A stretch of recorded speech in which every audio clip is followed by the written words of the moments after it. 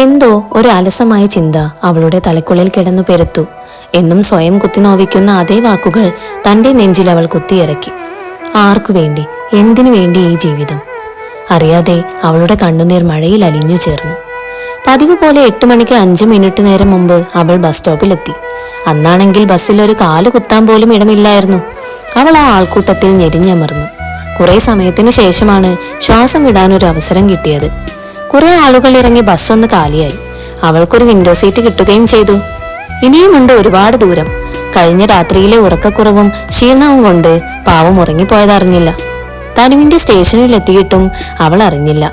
ഉടനെ അപ്പുറത്തു നിന്നൊരു വിളി, ഹലോ, ഇയാൾ ഇറങ്ങുന്നില്ലേ? തന്റെ സ്റ്റോപ്പായി. അവൾ ഞെട്ടി എണീറ്റു. അവൾ ആകെ ചൂളിപ്പോയി.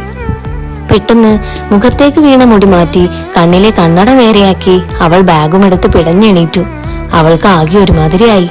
ആദ്യമായിട്ടാണ് ഇങ്ങനെയൊരു അനുഭവം. അവൾ ബസ്സിൽ നിന്നും പെട്ടെന്ന് ഇറങ്ങി നടന്നു. തനിക്ക് പറ്റിയ അബദ്ധം ആലോചിച്ച് അവൾ അവളുടെ തലക്ക് കൊട്ടിക്കൊണ്ടിരുന്നു. അപ്പോഴതാ പിന്നിൽ നിന്നൊരു വിളി, എടോ സോഡാ കുപ്പി, ഒന്ന് നിക്കടോ. തന്നെ ഒന്ന് പതറി, പക്ഷേ തിരിഞ്ഞു നോക്കിയില്ല. തന്നെ ആവില്ല വിളിച്ചത്, മറ്റാരേലും ആകുമെന്ന് കരുതി. ദേ പിന്നെ, എടോ തന്നെ, എടോ ഒന്ന് നിക്കടോ. അവക്കെന്തോ ഭയങ്കര പേടി തോന്നി. ഇയാൾ എന്തിനാ എന്നെ വിളിക്കുന്നേ? വെറുതെ ഉള്ള സമാധാനം കളയാനെന്ന് മനസ്സിൽ പറഞ്ഞ് അവൾ തിരിഞ്ഞു നോക്കാതെ നടന്നുകൊണ്ടിരുന്നു.